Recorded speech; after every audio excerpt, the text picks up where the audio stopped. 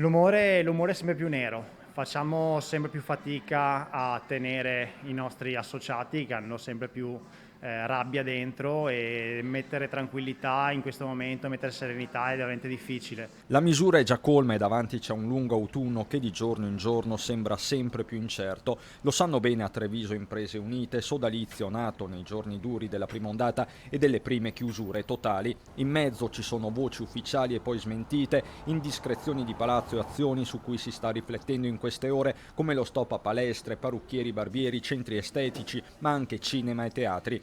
Su tutte c'è il coprifuoco alle 10 di sera sulla falsariga di quanto sta accadendo in Francia. Chiudere alle 22 vuol dire non dare neanche praticamente il tempo di aprire, perché effettivamente quella nei locali, quella nei ristoranti deve essere un'esperienza, non è più un mordi e fuggi, e se l'esperienza togliamo via il tempo non ha più senso di esistere. Già, perché il nodo non è più solo quello di resistere, ma pure di esistere, ed è una linea sempre più sottile per bar e ristoranti, ma anche per chi si occupa di eventi e di commercio al dettaglio. In più ricordiamoci che molti commercianti hanno già perso tutti gli acquisti fatti per la primavera 2020, in questo momento stanno facendo gli acquisti per il Natale, e sentirsi parlare di nuovo di lockdown vorrebbe dire dover cancellare un'altra stagione e avere di nuovo merci in giacenza che non sanno più come gestire. Lo spettro di un Natale in lockdown, quindi un'ipotesi medica, una certezza economica, un film che le imprese hanno già bene in mente. Sembra il titolo di un film di Vanzina, speriamo che resti semplicemente tale, perché andare in lockdown in quel periodo là